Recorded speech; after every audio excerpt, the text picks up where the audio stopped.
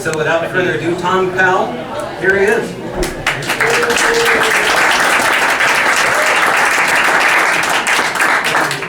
First of all, is there anybody who can see, is this board in the way? Is that TV or anybody? Okay, all right.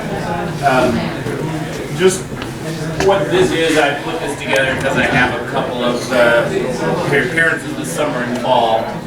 These things are all the London tracks that are mentioned here. This stuff belonged to Paul Freeman, who was a fellow who lived in Eastern Oregon, Washington, and interestingly, this track is probably got the most fine detail. These tracks all sat out in the weather for almost a week before we came along and cast them. So when you look at these, they certainly give you dimensions on the foot, but you don't get super great detail. If you want to see the best detail possible, I think it's on this track right here. This one came from Portland, Oregon by another guy named Frank Kanister. This one, these are came from Eastern Oregon, and then these are all the London cats. Louder? Louder. Okay. So, feel free to come up and look at these things, but if you want to see the little dermal ridges that you hear mentioned, you shine the light, get a little bit of a shadow going with this flashlight, and then you'll see that. So, that's what the magnifying glass is for, and that's what this is for.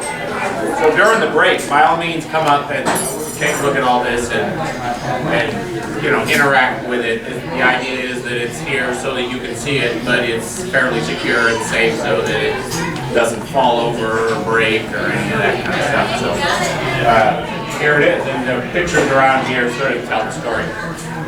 Beyond that, I think what, as much as anything, I want to talk about is what we think is going on, and that's really, I think, the fun of it all is to get controversial, because once we've been following this stuff for a while, you sort of look at it a little differently, and then when something happens like what happened to Toby and the rest of us, it really sort of changes your point of view on the whole phenomenon, and so we're trying to sort all that out. So I'm going to get pretty controversial, because that's what I really enjoy doing. The title then, Coconut Telegraph, and of course the first part is really just the question of, you know, what are we dealing with here, legend, myth, or something else? And it's all of those things, including a joke, and I don't shy away from the joke part of it either, but really, this is the big question for people who aren't sort of already familiar with the phenomenon, is which one of these things are we even talking about here? And of course, when you're talking about competing possibilities, you have to look at this idea of, well, take the simplest one. And so when it comes to the competing possibilities that you just saw, I think the one that is the simplest is really just that the whole thing is somehow imaginary and fake. And so I'm totally okay with taking that on, and I'll do that for a few brief minutes here. Now, everybody, be sure you can see okay with this. Okay. So I'm going to stand here and basically say that the whole idea that it's imaginary has been looked into a great deal, and they find that the sightings are too widespread, too uniform, the locations are too consistent. The idea that we're just imagining things just doesn't work. Based on the statistics of the sightings that have been collected by various groups, of which, you know, the BFRO is one most people have heard of. But then, of course, just recently, there's this stuff. In other words, if it's all imaginary, then what is this? And that's where I think the whole idea that the thing is imaginary just really breaks down, because we're not imagining that many tracks. This is a small amount of what we collected at the site. So then, of course, the next possibility is that somebody is jerking us around, that somebody's faking all of this. And I guess that's a good possibility too, or at least one that has to be taken on.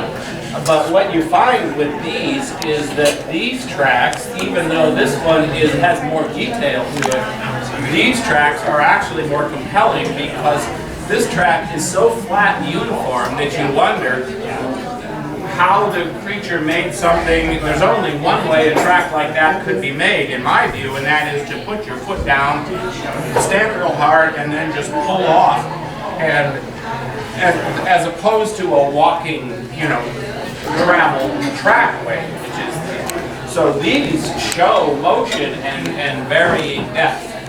And this does not. But what's weird is that how many people say, well, that clearly is a fake track. That looks ridiculously large. And other funny things. It just looks too even and uniform. What's weird about that track is it has the dermal ridges all over it, not just in one place. And so that's what I invite you to see if you've never really seen the whole dermal ridge thing. It's there. So you find yourself wondering, well, then what did it do? And it seems like more and more that, at least in some cases, we're being given a track. It's doing it almost as if to leave a calling card. To me, that track is a calling card. It isn't part of a travel lane. And so why would a creature do that? And I guess the reasonable answer in my view is that it's doing it because it knows that we're looking for it. And so I guess in a moment of accommodation, it gave us what we wanted. I don't know how else to explain it, but you know, that's the fun part again of what we're doing here, is to wonder why.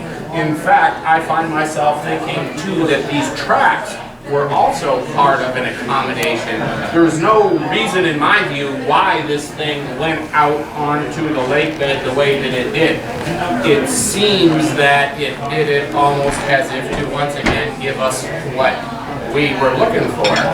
But in order for it to do that, it has to be smart, and it has to sort of know what we're up to. And I think when people think of the Sasquatch thing as an animal who's just ambling around trying to get by, trying to make a living, you know, then why would it do any of these things? So that's where it forces us to take on other possibilities. And to me, that's the real fun, is to sort of try to dissect the logic behind what's going on with this. And more, my conclusion is it knows what we're doing, it knows what we want, and there seems to be almost this willingness to accommodate us from time to time. So that's basically why I say no, it's not imaginary, but boy, something really weird is going on with all of this. But if it was only about these tracks, then I would say, sure, maybe that somebody's messing with us. But we have other things like this, and in some ways better. You've probably heard about the Skookum cast if you've been following the whole Sasquatch game for long, and that's what that is. Prior to it being cast, that's the impression in the mud that was then converted into a giant piece of plaster this big. And then we collected that up by Mount St. Helens, and we cast it. There's the people who did this back in 2000, and then we put it in front of our hero Grover Krantz, and he gave it his seal of approval. And so we're encouraged by the fact that it doesn't seem that this is all phony or fake. There's just too much of it. So then what's going on? And, you know, we think it's real, we think it's widespread, we think it's even global, but we also think that it's reclusive. And so these are some of the things that I sort of threw out there in the locals. And the idea is that not only can you get to know the things, but there are people who have sustained contact with them.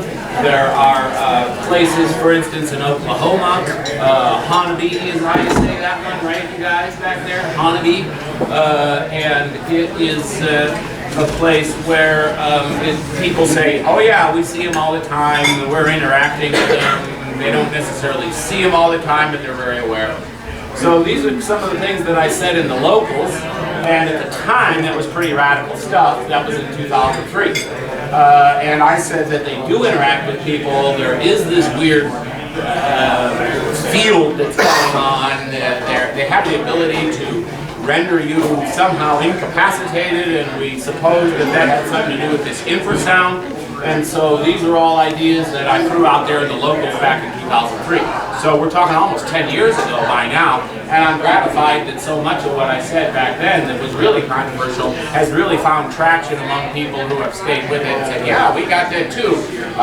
We've seen that too. Even my good buddy Cliff, who's as flesh and blood as they get, said, boy, even while we're filming this TV show, we point the camera this way and the activity's over here. And then we point it over there and then the activity's over here. And I'm like, Cliff, what's going on with that? And he's like, I don't know. And so, you know, even some of the flesh and blood people are starting to come around with some of these ideas that are pretty radical. That is, the creatures have an awareness of what we're doing, they're self-aware, and all of these things that suggest something way more intelligent. And then there's even the crazier stuff. There's temporary abductions, and you know, then there's even weirder stuff, misinformation, paranormal elements. It goes on and on. So anyway, I guess the main thing to understand is that I didn't really start into Sasquatch with these ideas in mind. I was a photography buff, and I was just sort of looking to use the out of doors and my interest in the out of doors, and I sort of bumped into the Sasquatch thing. But when I got interested in the research, it wasn't at all paranormal. I was a photography person, and I really believed that if I stick cameras in the woods, I should be able to get these things in photographs.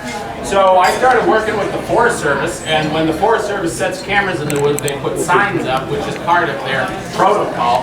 And so we did a thing with signs in the woods, and you know, did it the Forest Service way. And we set up cameras for a couple of years, and got lots of wildlife, but no Sasquatches. That's a bear, by the way. But it is weird how even the bear seemed to understand that there's a camera there. He knew it. And he's checking out the little unit that reflects the signal rather from the two-part photographic mechanism that is used to take these pictures. So even with regular animals, we get weird stuff.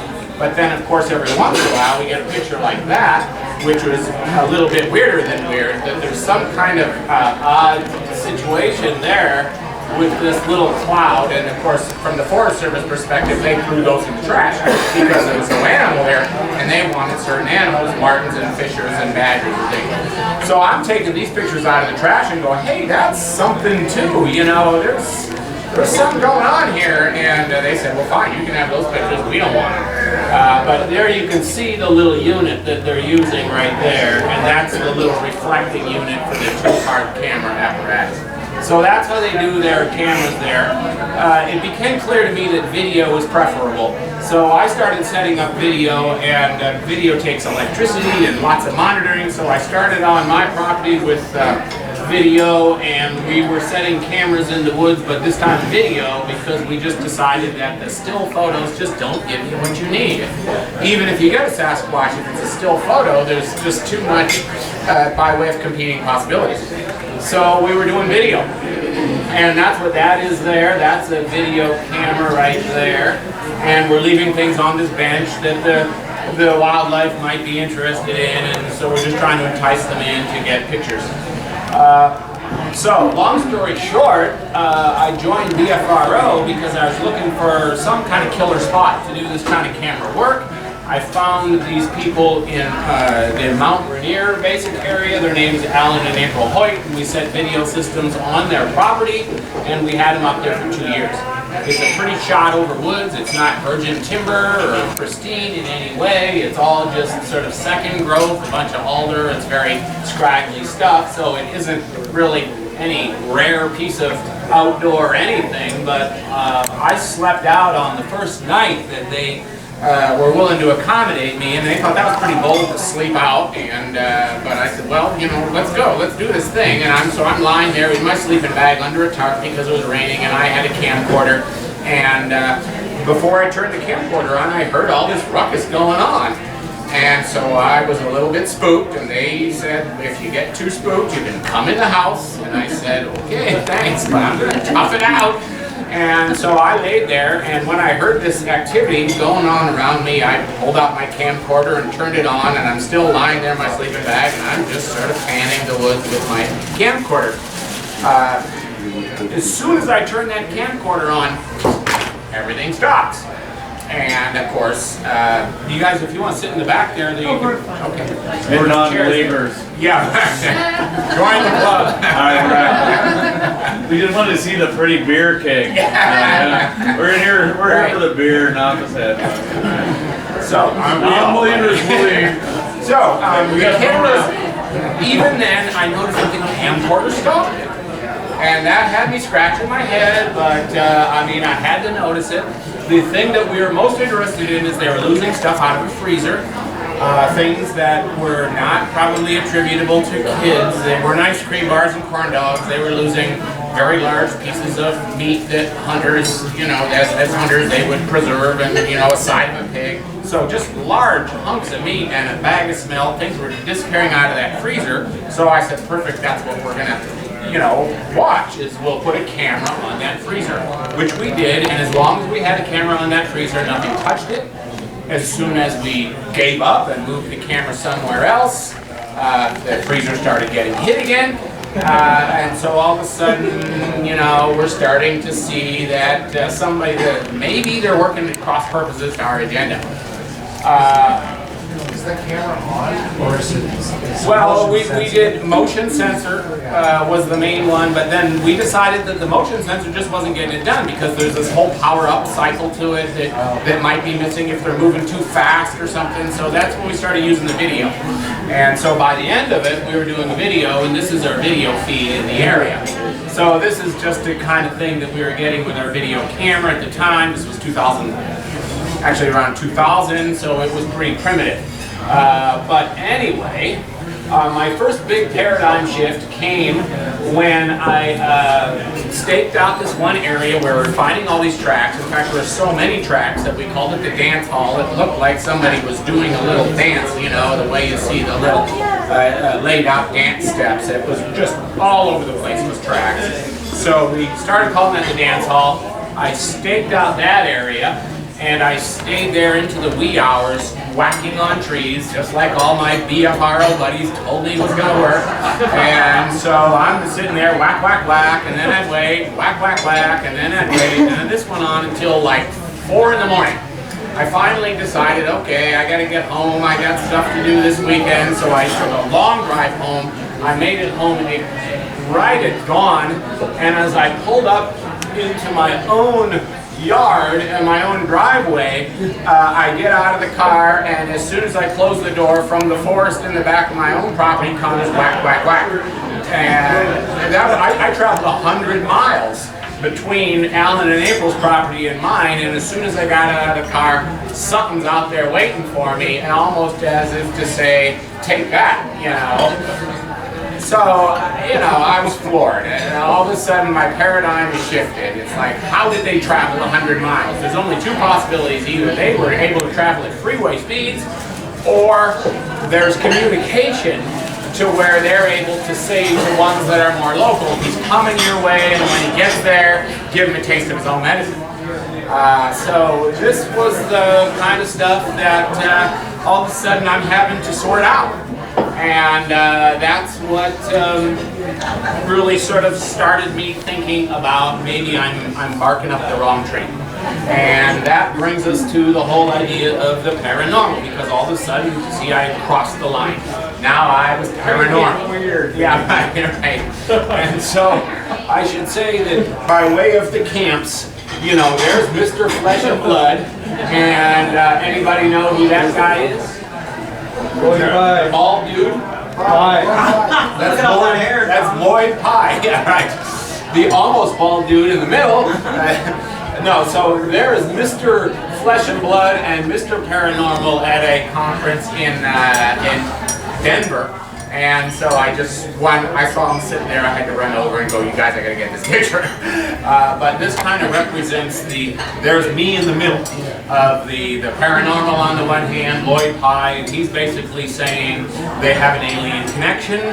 And then, of course, he's saying, Jeff Meldrum, that of course they're an extant ape or something like that.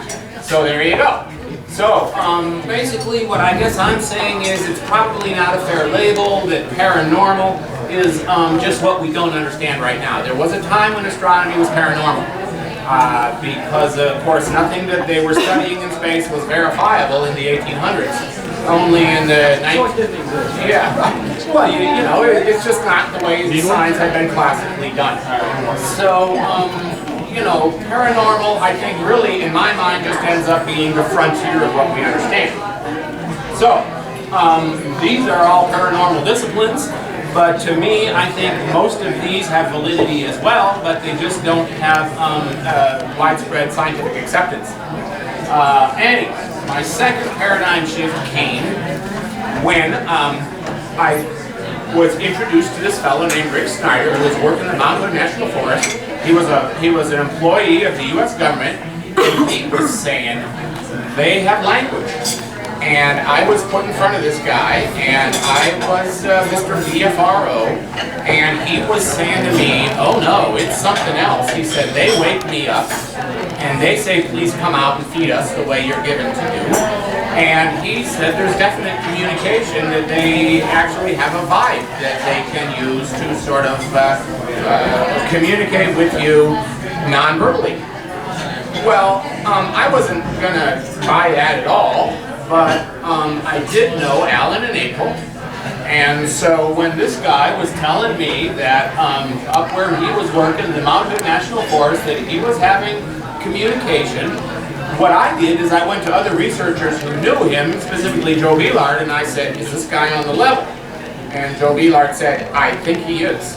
And my point here is that all of a sudden, what you're dealing with now is a time when you don't necessarily care about witnesses anymore, people who saw Sasquatch run across the road. What you really need is people who have an informed perspective and have really been following the subject long enough to be able to interpret what's going on. So what I think I all of a sudden realize is we're entering an era where the researcher information becomes a lot more important than just people who say, I saw Sasquatch run across the road. And even if they didn't see anything, the researcher perspective becomes very important. So using this information, I decided, well, I'll give Crazy Rick a listen. He's saying there's communication, and what I'm going to do is I'm going to double check it with my sources. So I went to Alan in April, and I said, you guys say you got the Sasquatch thing going on, and I got this guy over here who says there's communication, and I hope you guys aren't going to laugh about this, but you want to tell me what you experienced. I mean, you want to corroborate on his thing, or do you want to say he's full of baloney? And they said, oh no, we get that too. And I was a little bit taken aback because I've been working with them for 2 years and they had never told me about any of this stuff. So I said, why didn't you tell me before? And they said, well, we didn't want you to think we were crazy. And so, you know, even among the researcher-witness interaction, you know, it turns out there's a lot of stuff that people are holding back on if they are afraid of your point of view being in some way narrow or biased against some of the things that they're running into. So they said, oh no, we get the communication too. And I said, well, okay.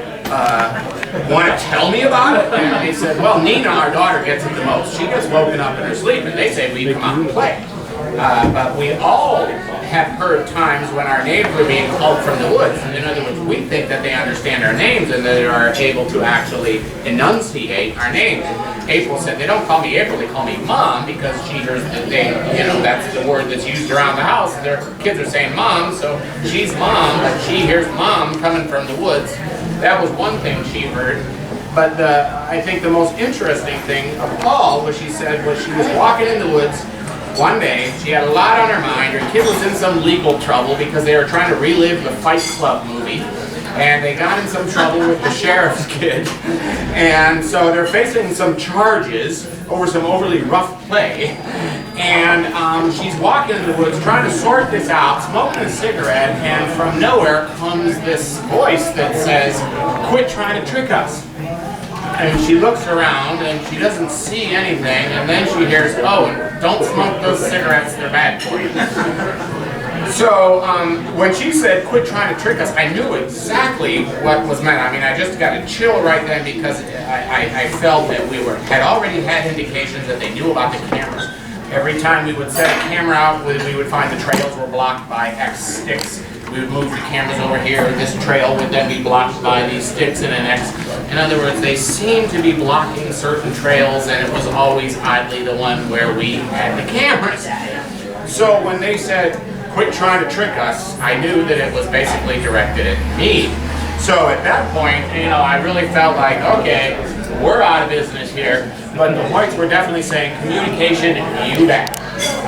We do get that. So then came this other fellow who was introduced to me by Ray Crow, and he then, of course, really took me around the bend because he said, I think I can do it. I think I know how the communication goes.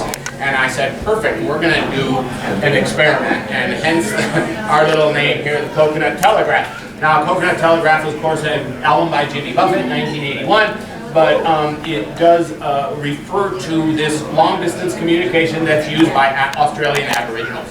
That is, Aboriginals do have this ability, apparently in Australia, to telegraph their travels and arrivals days ahead of when they arrive because they work over such long distances. So that's where Jimmy Buffett is taking this idea from, but there is this other author who wrote a book called The Sense of Being Stared At, and he talks about these things at great length. He's an English author, and I definitely recommend this book because he talks about the whole psi thing and the fact that there does appear to be some sort of scientifically verifiable type of communication. So it basically then boiled down to, okay, I gotta try this. And here came my idea. I was going to use Steve Fredericks, who said I got the pipeline, to request an event at Alan and April's where we had the cameras. And I didn't show Steve Fredericks where Alan and April's place was, and I didn't tell Alan and April that I was doing anything like this. But we had a video camera set up, and it was right outside their house. And so then I asked Steve Fredericks to please use your alleged ability to request that they step in front of the camera. Would they please cooperate? And he said, okay, I'll try it. And he said, I'll give you 2 weeks, and I'll let you know when I feel like I've logged on to the Coconut Telegraph. And so he called me up and said, okay, I did it. And 48 hours later, less than 48 hours, like more like 36 hours, less than 2 days later, Alan and April were on the phone to me and said, we got the best video we've ever gotten. And this is part of it. It went on all night. But what all you see, of course, is a form moving across the field of view of the camera. But there's the date, 12/30, and that was 12/30/2000. And you see the time of day, and so this shape is moving across. Well, it became clear to me that, gee, that's something kind of cool, and it kind of looks a little bit upright, but it also is clear to me that that ain't diddly squat. You know, if we're going to impress the world with something, it's not going to be that. So I realized at this point, our cameras aren't good enough. We need something better. So I went back to Steve. I didn't tell him that we got this at all, but I said, Steve, I want you to try the experiment again, and would you please this time tell them that we need something tangible. In fact, Steve, I want you to tell them that we want a bone. We want a bone. And so Steve said, okay, Tom. And he said, I'll try it, and I'll call you when I feel like I've submitted the request. So 2 weeks later, he calls me up and he says, okay, I think I did it, but I will tell you this, they seemed a lot less interested than the last time. So he said I did it though, and less than 48 hours later, 36 hours or so, Alan and April called me up and said, Tom, we just found a bone at the base of the camera tree. And so I said, I'll be right up. I jumped in the car, I drove on up there, and this was the bone that was lying at the base of the camera tree. Here's 2 shots of it. It's very thick, it's very light, it's coffee saucer shape and size. So you see that it's concave. It looked to me like the top of the skull, except that it was too thick. So I took it around to various people. Leroy Fish was still alive. He's a wildlife biologist, and he looked at the bone and he said, it's definitely a bird bone. There are these people near me who raise emus, and so I took it to them because it was such a large bone, it was that big around, and I just thought emu. And so I took it to this guy, and he looked it up in his text, and he found that it was, to the best of our ability, to determine the breastbone of an emu. I took it back to Alan in April. I said, is there anybody around here who raises emus? And he said, yeah, my dad raises emus. I said, where's your dad live? My dad lives 2.5 miles away. Well, how would the emu bone get from your dad's place to here? And does your dad have any dead emus? He goes, yeah, the emus die, and when they do, they throw them in a pit out back. So there was a place 2.5 miles from Allen and April's where there were emus being raised and being buried and things. So all of a sudden there was a reasonable place, origin for this bone. So it ends up being nothing more than a weird coincidence, perhaps. After it was all said and done, I went back to Steve Fredericks and I said, we got a bone, Steve. I never told you before because, I didn't want to, taint the experiment double blind, the way scientifically it's supposed to be done. But since the experiment is over, we got a bone. But it was an emu bone. And Steve Fredericks thought for a minute and he said, oh boy, you know what? I never actually specified what kind of bone. I just said a bone. So maybe the fault is mine. But of course, I don't believe for a minute that a Sasquatch who is self-aware is going to dig up one of their relatives because we asked them to. I think, if anything, to me, it's like it was a prank. In other words, they were having fun at our expense. They said, yeah, we'll give these idiots a bone. Here comes the BFRO chumps. And, to me, it speaks to one thing, and that is there's almost a sense of humor going on with, this phenomenon. And, but it does seem that the communication arguably worked. So, I don't dismiss this kind of stuff, but in fact, I basically formulated some conclusions. I do think that there's advanced communication. I can't prove it. I don't think it's just infrasound. In other words, the ability to throw a vibe at you that makes you feel ill. That happens too. But I think there's something else going on. I would hazard to say that it does seem to take on the appearance of telepathy.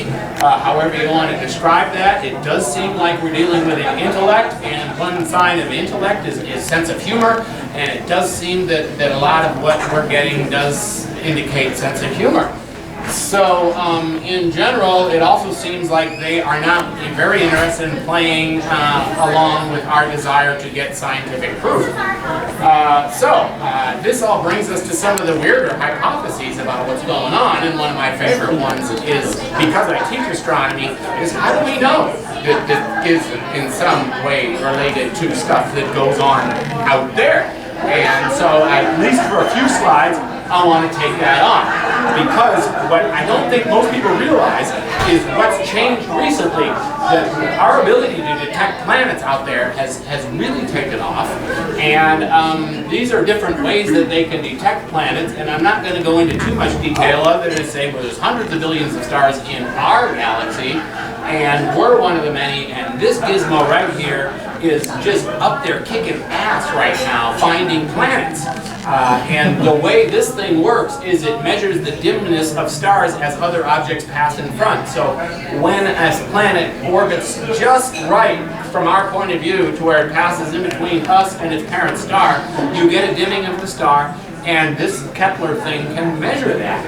And so what they're finding is that in a certain percentage of stars, they're getting this, and they are fairly confident that there's planets there. In fact, they're so confident that they're even basically saying that we are finding planets that are not only, Jupiter-sized big things, but more and more they're finding planets that are Earth-size, and they're finding planets that are in the habitable zone. And this has all happened within the last 10 years. So why haven't we heard from any, if there's that many planets and stuff, the question then is, what's going on with that stuff? And I know you're wondering, what the hell does this have to do with Sasquatch, but bear with me.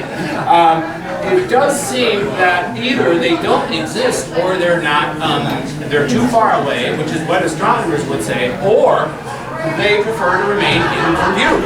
Yes? So the way they communicate, as far as communicating, do they communicate on a low frequency?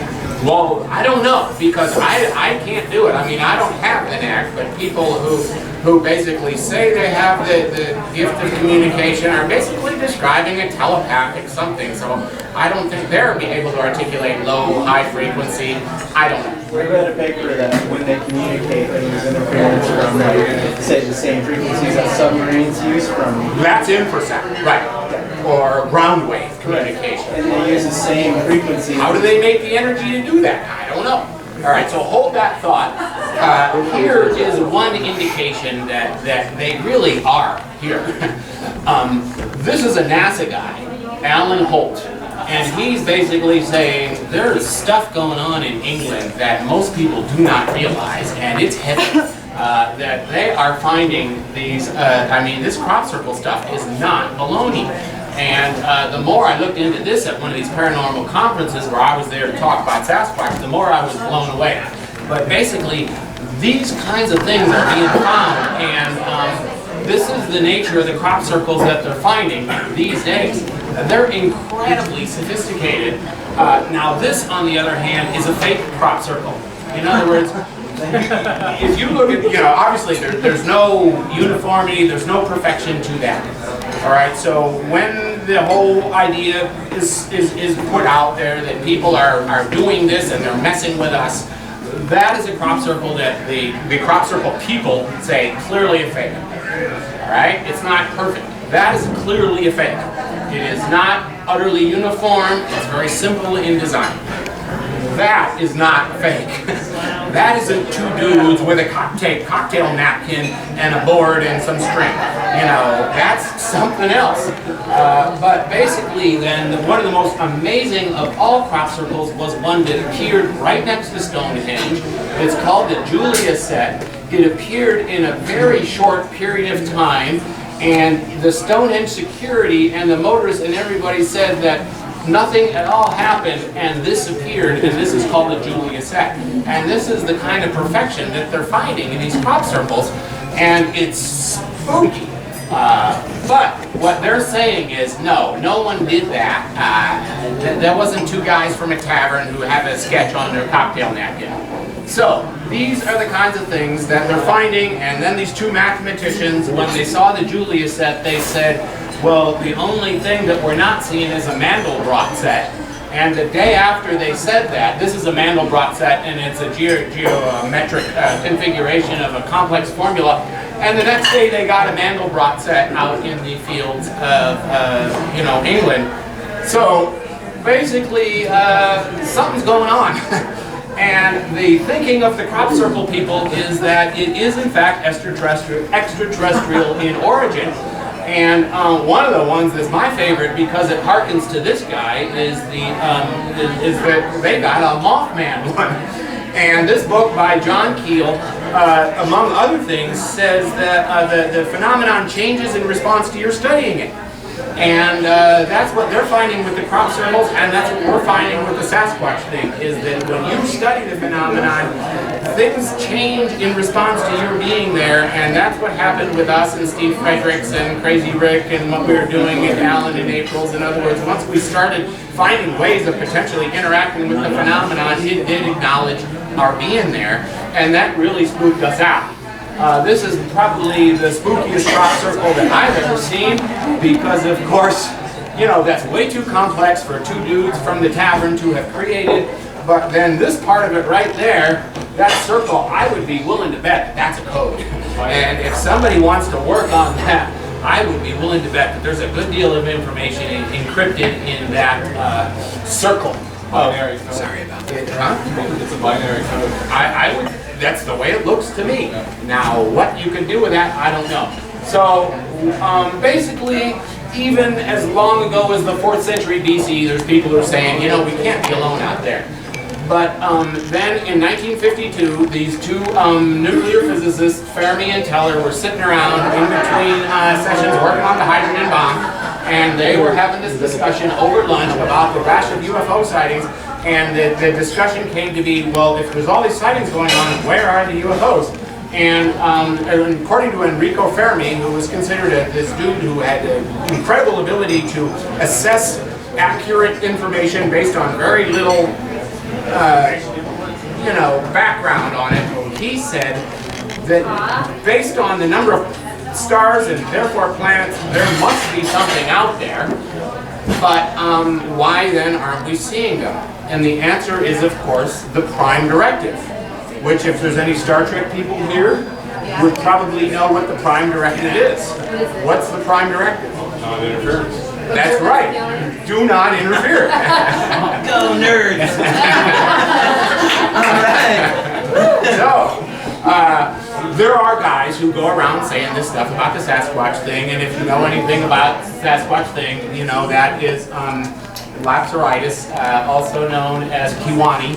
And he basically is saying that there is an extraterrestrial connection to all of this. And Mr. BFRO here, all of a sudden, is of course having to sort this out based on stuff that I was finding in my investigations, which were not at all paranormal, but rather I was going as flesh and blood as I thought I could. And what it ends up doing for me, though, is it explains, number one, their magic tricks. It explains their intelligence, but there are some problems, and that is, boy, we are in over our heads. We are not going to get proof, and it basically means that the Sasquatch research, as we are conducting it today, may in fact be futile. But I do think that in some form, maybe the smart way to go about this is just let the phenomenon find you. Don't try too hard. Live your life. Be a straight up eco dude, and then after that, I mean, I just write this stuff in books because I can't prove a damn thing. So I just figure, well, sometimes fiction is a better way to put it out there. But if they do exist, and if they are intelligent, then our scientific attempts to document the phenomenon, if they are in fact futile, there is something we can do. We are basically then becoming intelligence gatherers. We are not scientists, rather we are spies. And that's, I think, for me, what Sasquatch research is today, is I'm just trying to gather information. In other words, I've sort of abandoned the search for proof, even though it kind of fell our way, even when we weren't trying. But I guess I've just decided that we're looking for patterns. We can't do experiments. We can't get controlled data and information according to scientific expectations. But we can get patterns, we can act on those, and we're basically doing what the CIA does. Someday, maybe we can do actual science, but right now we're just trying to gather background. We're trying to spy, and we're getting intel, and so what the heck, let's do some spying. And so basically what I think is I look at stuff like this that people get, and I go, well, that's good as we're going to get, but what does that tell us about the phenomenon? And so here is the best intel that has been done, in my knowledge, to this day, and that is people who are basically trying to figure out what the heck we're dealing with. And whether it's terrestrial or alien in origin, that's the best pictures that have been gotten, and that is Jim Hukin, who's a 6'2" dude in the background, and so by comparison they're saying 6'7" to the Patterson-Gimlin creature. And so this was done by this astronomer dude in Missouri, and he did a fantastic job. Probably most of you have seen this by now. He's done a great job of stabilizing it and gives you a much longer view of what it is. And we can make that bigger, and then basically there you go. That's the best intel we got on what we're dealing with. Just because it looks primitive, I don't think is reason to assume it's an ape. I don't even rule out the extraterrestrial origin. I think anybody who says ape on the basis of lots of hair and a heavy brow is probably making a lot of invalid assumptions. But that's basically what we're doing, is we're gathering intel. And there's a lot of stuff that definitely suggests that that ain't a person in a costume, but I think most of you light probably beer don't would be need a good. whole lot of argument on that sure. one. But I think the best stuff that you're seeing in this one is in the is in the muscle movement in the legs, the arms, and the back. My little laser pointer doesn't seem to be taking on there, but the other stuff that I think the guy has done a really good job of, M.K. Davis, is highlighting what you're seeing in the head. He says that's not a sagittal crest, that's a top knot of hair. Remember Brian Grant, the Portland basketball player who had the top knot? He's saying that's a top knot, and he's also saying that's a ponytail. And so, in other words, there's grooming going on there. And in other words, these are not, again, primitive beings, but rather something that is aware of, like, keeping bugs out of their hair and doing some styling and so on. Whatever, you know, darn right. Or who's the linebacker for the Green Bay Packers? Yeah. Help me out here. Okay, fine. Brett Favre. I know you're talking about. No, Brett Favre's the quarterback. Are you talking about for the Steelers? Well, it has the blind guy? ponytail. The long hair. Well, anyway, there is another possibility. Clay. Yeah, Clay Matthews. Thank you. Yeah, right. Good job. There is another possibility, and that is that there are all these things being found nowadays by way of human relatives that we think exist, and I'm saying none of these things are extinct. Homo neanderthalensis, 50,000 years ago. That's yesterday. I'm saying, and the Russians say that these things are not gone. And then Java Man, 800,000 years ago, but we're finding fossils that are in some cases 15 to 30,000 years old. And so I think that the view is coming around to the fact that if something lived 40,000 years ago, there was no extinction between then and now to wipe it out. It's still here. But it's just occupying a nocturnal niche, and therefore we may or may not ever see it, but these things probably still exist. So right now what we're doing in the whole area of hominology is waiting for some of these branchings of humans to be shown as being still alive, but I really believe that that is coming our way, and I think that some of these guys already sort of understand that this is probably true based on the recent origin of these fossils. So then comes really the end of it all, which is can you put it all together? And these days in science, unification is really big. There's all these ways of, we're trying to look for one theory, one idea, one scientific concept that ties together a whole bunch of disparate stuff. And in the world of hominology, which is the Russian name for what we're talking about here, they're basically saying that look to mythology, but we might in fact be able to unify this stuff. That the Sasquatch phenomenon might be able to be unified not only with extrasolar planet discoveries, but also the things that we're finding by way of hominin fossils here on Earth. So, when you put all this stuff together, then what do you end up with? And that is something that actually is sort of similar to what mythology and even religion has been saying for a long time. There's stuff that's up there and there's stuff that's down there. And what has historically and religiously and mythologically been the realm of the creatures from down under would be the Sasquatch paradigm.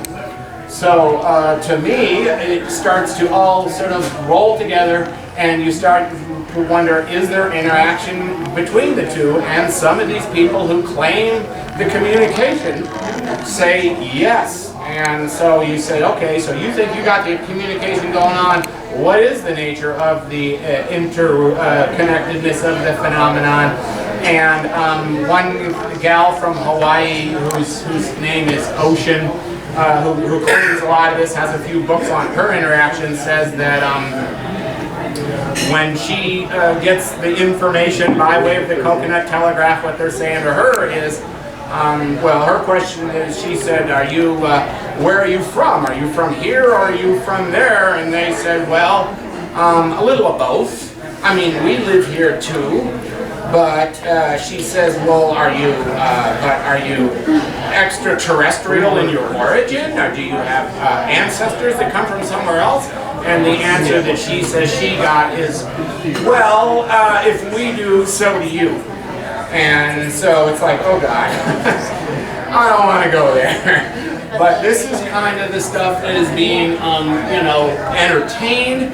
And the point of view then that these people are saying is that the Sasquatch represent resident observers that do in fact interact with the extraterrestrial realm, but they do in fact live here, but there is this connection and they are aware of the comings and goings of other things. So there you go, and it all boils down to what the Russian guys have been saying for a long time. There's two guys buying off in Borstev who's basically saying mythology and religion have been saying the truth for a long time.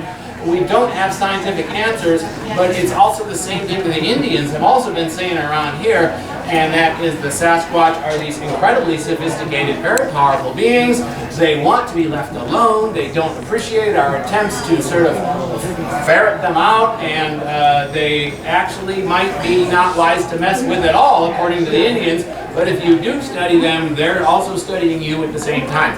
And this is what many of us have found.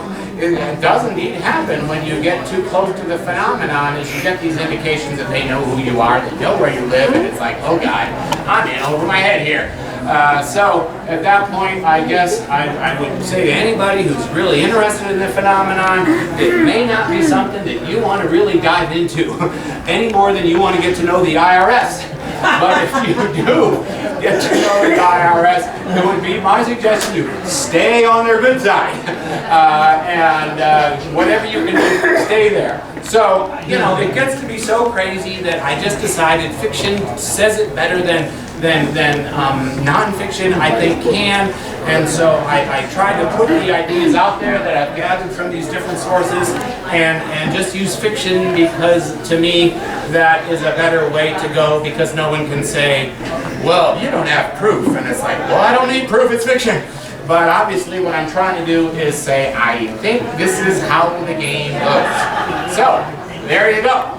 And that is, took you through a lot of information in a very short period of time, but we're going to take a break now, and then Toby is going to tell you what happened on the Sunday night by way of maybe even corroborating at least a little bit of this. Questions? Territorial markings, how do you know? Well, we get a lot of that. The stick stuff is really big nowadays. Everybody's upside down? Right, all kinds of stuff. Little stick markings here, things in the ground. Glyphs, they're called glyphs. Little markings, and that's a very big thing right now. That stuff was first suggested by this gal in Michigan named Lisa Shield. And that's gained considerable traction. But talk about something that is utterly non-scientific, little things in the ground. What does that prove? Scientifically, nothing. Boulders for all kinds of it. I mean, people are really watching that more than ever before. I find that on my property. I find it on private property where no one else is going. And to me, I would say it is compelling. But it's not going to sell the deal because it's just too squishy. Did you have something you were... no. Anybody else got it? Yeah. I was wondering why we go extraterrestrial so quickly. I mean, we know that mammals have nonverbal abilities to communicate. We know that dolphins can heal the autistic through, well, we don't really understand that. But why isn't it possible that other mammals besides dolphins can telepathically communicate and telepathically heal, things like that? We know that human shamans can do this. Right. And why wouldn't Neanderthal, who didn't have the voice box or the ability to create language like we could, communicate telepathically as a routine? Right, I don't think extraterrestrial is a necessary part of that at all, but what ends up happening is when people say they have this line of communication, when they have the Coconut Telegraph available to them, they're basically saying that there is a connection.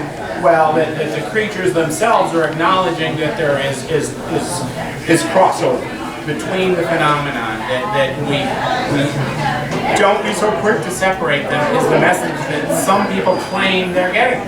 scientific, not a chance, but it is, you know, compelling.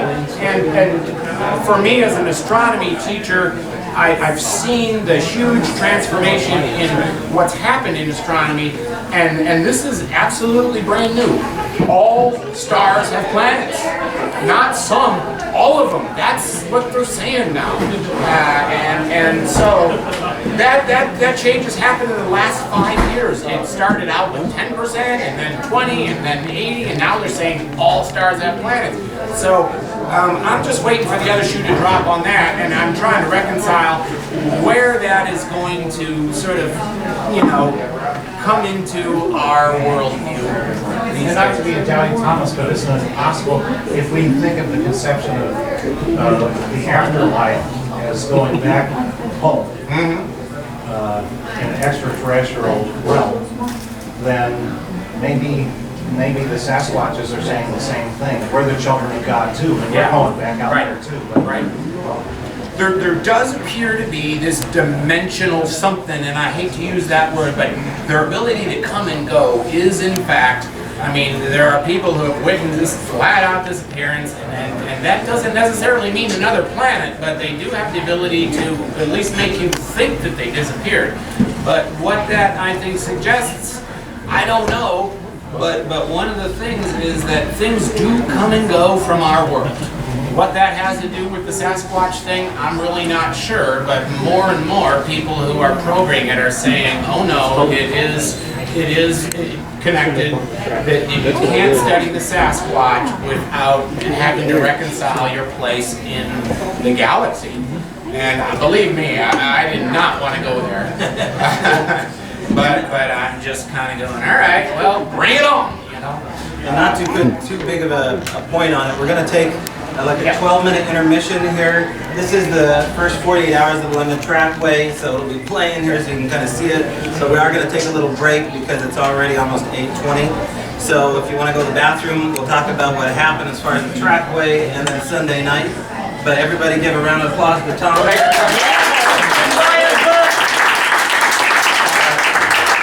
Anybody want one of these little things? They're a little summary of the... So the top one available?